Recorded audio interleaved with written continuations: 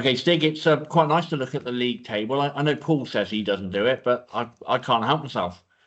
Yeah, no, I confess to having a little look now and again. I can't help it. I deliberately try and not look at other results on a match day now. I used to be terrible for studying other results, but I actually am managing to go most matches now without looking at my phone. And that probably says something about the product on the field at the moment, doesn't it? Actually, that I'm not grabbing for my phone. But yeah, no, it's early days still, isn't it? We can't get carried away, but it's certainly better to see yourself up in the upper echelons rather than anywhere else. And I think we are at the moment where we deserve to be up in amongst it. We've had some terrific results, some really good performances.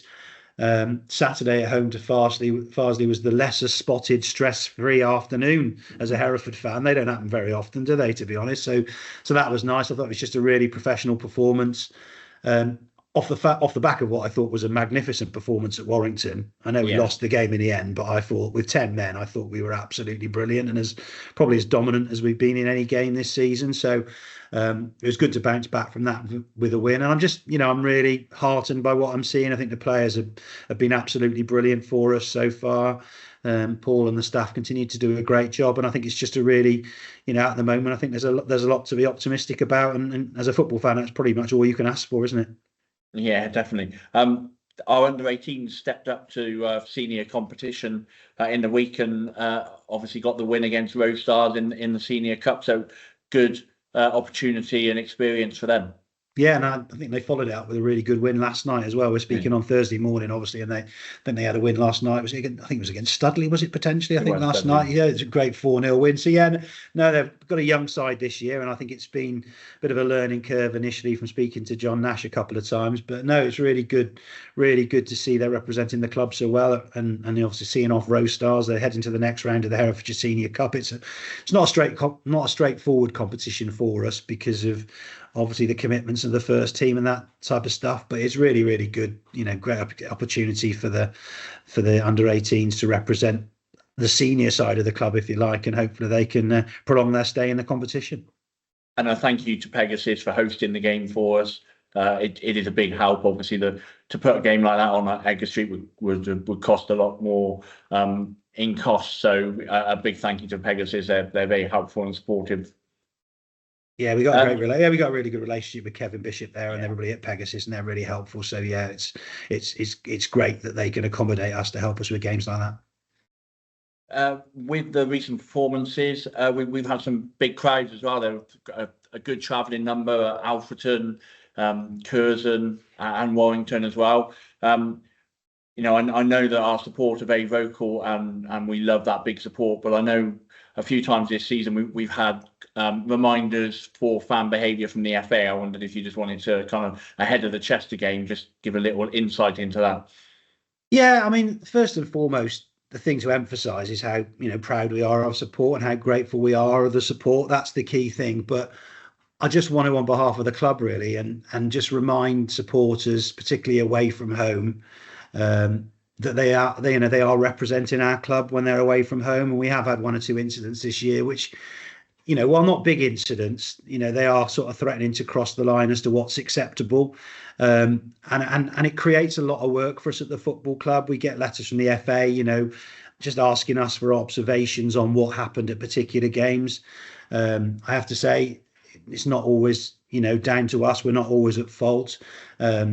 Sometimes we go to clubs and I don't think they do enough to accommodate our supporters. They don't, despite the advice we offer clubs in advance about the numbers we expect to travel, you go to some places and they clearly haven't got enough stewards on to deal with our supporters, and maybe they're serving alcohol a bit too freely during the entire game, and we do advise against that because we know we have a big travelling support.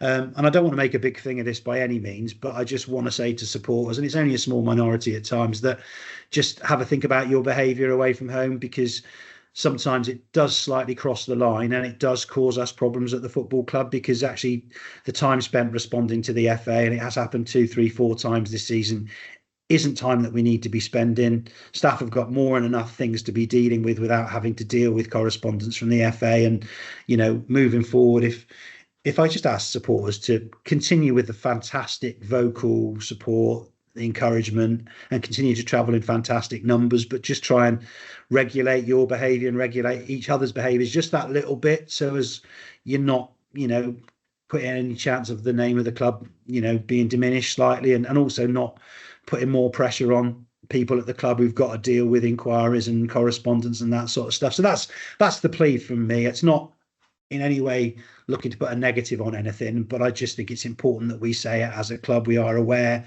of these things. We are dealing with these things all the time, and we don't ever want to reach the point where we have to take more draconian action. So actually, just have a little think about it. We don't have any problems at home, really, where we steward games properly.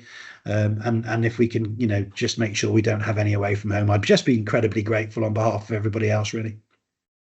Brilliant. Well, that takes us on to forthcoming fixtures. Obviously, the big one on Saturday, Chester, where 500 fans will be travelling up there. And we sold, I think Chester said, 400 tickets in half an hour, which was pretty incredible. And I think it's probably taken us by surprise quite how quickly those tickets got snapped up. But it should be a great atmosphere. Yeah, it should be a brilliant atmosphere. I don't think there's any surprise that the 500 tickets were snapped up. I think, but the speed of the sales took everybody surprised, including Chester. And I think the 15-minute delay from the time that they were supposed to go on, so caused a bit of carnage as well, I think, and a bit of panic across the world, to be honest. So I don't think we quite crashed the internet, but I think it was threatened at one point, wasn't it, in fairness? But really looking forward to the trip to Chester. I always enjoy going to Chester.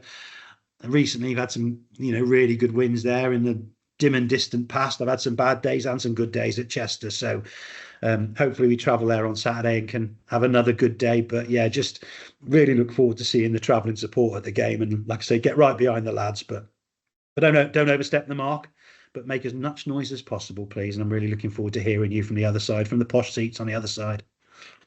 Well, that kind of after the Chester game, we've got a run of home games then, obviously including the FA Trophy, get started in that competition, and two big home games Tuesday, Saturday as well, isn't it?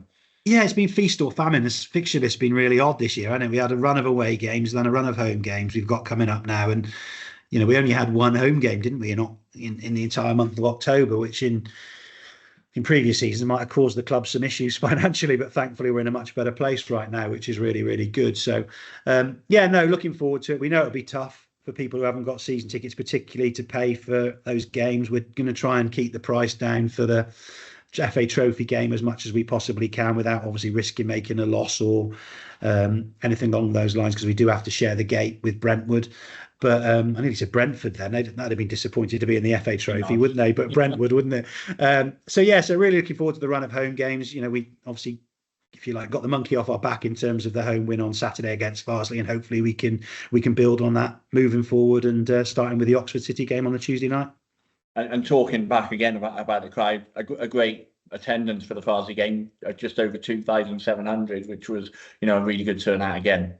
Yeah, it's a brilliant turnout, especially when you consider there, generally there aren't many away fans bolstering the gates for us for home games. To get more, almost 2,750 home fans, it's just absolutely magnificent. And again, the support was brilliant. They were patient for the first 20 minutes while we kind of got into the game, and then noise was really, really good. And like I said, it was incredibly unusual to feel like it was a fairly stress-free second half. Actually, I think Farsley had that one chance, didn't they? But apart from that, once we got our third goal, it was entirely comfortable, and it was a really nice afternoon from that point of view. And with the sun out and everything, it was excellent.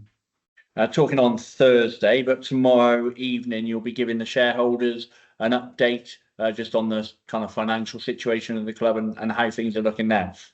Yeah, no, absolutely. We have our we have to review the financial year and give a report to shareholders, which we'll do that informally tomorrow night before the actual formal AGM. It's probably in January, I think, normally. So there we'll just give an informal update on the financial year, which runs from, I think it's end of start of May to end of April. June to the end of May. June to May, sorry. And it's a really good position, much better position to be reporting than last year. We'll put out the overview on our website after we've spoken to shareholders tomorrow, because we have to speak to them first tomorrow night. We'll put out an overview on the website tomorrow evening about the position, and then at the fans forum, which we're going to hold at 1:00 in Radford ahead of the Marine game on the 9th. I'm happy to take any further questions from supporters and give a bit more background and a bit more information about where we are. But I think it's a really pleasing situation, and one of the key things being that we've been able to rebuild our reserves substantially, given that we were in a pretty dire situation, if you like. at the end of the previous financial year. But I don't want to go into that too much now because I need to speak to the shareholders first. But we'll obviously share what we can once that's been done. Just finally from me, it's a bit of a few dates for the diary in the club shop. Paul's agreed to have a late night opening with some of the players in the shop that was really successful last year. So that's on the 4th of December. And on the 15th of December, we got a stall in Hightown at the Christmas market as well, which Paul and some of the players will attend as well. So just some dates for your diary early on. Yeah, no, it's fantastic. It was a big success last year, wasn't it? Getting the players involved. I think Jason Cowley found himself a new role in life, didn't he? As a bit of a retail merchant, actually, which was really good. And yeah, and it's Christmas time's obviously important for the club in terms of the club shop. I know you've been busy getting extra stock in, and there are going to be lots of new items in there for the Christmas period. So looking forward to seeing those. I'll try and keep my kids out of the shop because it tends to cost me a fortune. And they're already wearing out their away strip and the diamond Hereford United top from way back when. So they'll no doubt be nudging me as we get closer to the festive season. But yeah, no, really looking forward to seeing the stuff that's come in and seeing how things go over the Christmas period. It's always a key time for the club shop, and hopefully it'll go well again. Brilliant. Lovely. Thank you very much. Top man.